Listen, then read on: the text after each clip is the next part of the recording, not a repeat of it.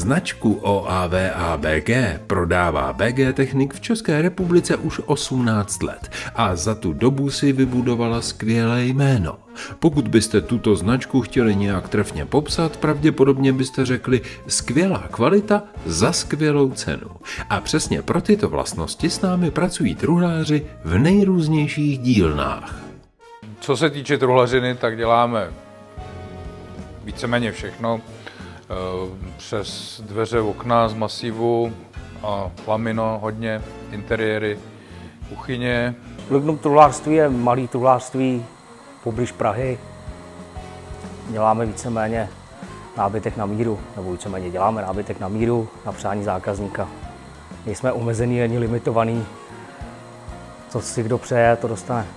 Naše firma je malá, v podstatě řemeslná výroba, nebo snažíme se být řemeslná výroba, s tím, že se soustředíme na vybavení kompletního interiéru a snažíme se k tomu přistupovat nějakým způsobem designově malinko jinak, nebo spolupracovat spíše s lidma, kteří k tomu designově nějakým způsobem přistupují jinak než valná většina jakoby truhláren nebo konceptu jako interiéru.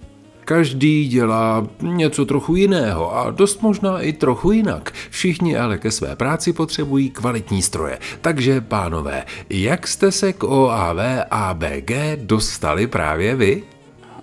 Pilu jsme volili na základě poměr cena-výkon v podstatě. Dost velkou roli v tom hrálo i zastoupení vlastně toho Altendorfu. A líbilo se mi na té pile jednak samozřejmě ty peníze, protože nejedeme úplně dlouho, takže potřebujeme nějakým způsobem postupně růst a není to jako hnedka zná pilu z nejvyšší řady s magnetickým posuvem a tak dále. Takže pro nás byla prioritní cena a prioritní samozřejmě délka toho stolu a nějaká jako vybavenost k tomu, což si myslím, že ta pila jako splňuje perfektně. No, viděli jsme to na výstavě, myslím si, že v Lisej před lety. Líbilo se nám to zpracování a hlavně ta cena byla příjemná. No, v té době, kdy my jsme vybírali pilu, jsme neměli moc na výběr, z čeho vybírá. A tady ve okolí jsme se mohli na tuhle pilu zrovna podívat. A čirou náhodou byla skladem a... Tak moment. Tady vás musím trošku zastavit. To nebyla náhoda. My stroje skladem držíme, takže jsou dostupné téměř okamžitě. Oslovila nás to, takže jsme do toho šli. Jak už jednou padlo, OAV ABG nabízí stroje vynikající kvality za velmi dobré ceny, takže většina zákazníků nezůstane u jednoho stroje. Začali jsme vlastně volepovačkou, kterou jsme řešili před pár lety a jezdili jsme volepovat ke konkurenci, když to řeknu blbě, a stálo to spousty času i peněz, takže jsme se rozhodli, zlečit jsme volepovačkou. No a potom nám pan Horký nabídl vlastně tu formátovací pilu, no a potom ta fréza, to už byla taková jakoby třešnička na dortu. No. K volepovačce jsme se dostali tak, že už jsme byli přinuceni postupem času dělat i mimo dýhovačky a mimo masiv i lamino.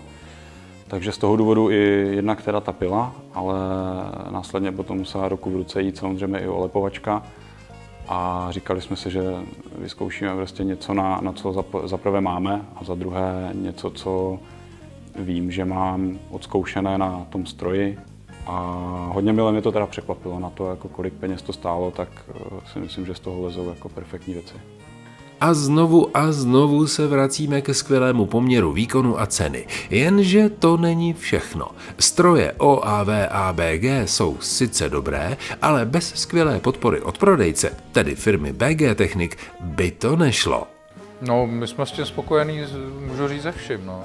Občas tu volepovačku máme vlastně druhou už a podařilo se, nebo pan Horký nám udělal cenu, že vlastně tu starou vykoupil, odvez, místo nám ji přivez novou, takže já si myslím i pro ty začínající firmy v pohodě, jako za mě. Se službama využívám teda hodně, co se týká pily, protože za poslední měsíc a půl jsme na ní nařezali asi 200-250 ploch, což jako je docela záhul na to, v jaké kategorii ta pila je, takže měli jsme tady vlastně dvakrát pána na seřízení, ale jako v podstatě víceméně jenom na seřízení na dorazy. Jo? Jako nic jiného té pile vlastně není a nebylo. takže až vždycky, když jsem napsal a nebo zavolal, tak vlastně na druhý den tady někdo byl a okamžitě se tomu jako věnoval, takže jako za mě perfektní.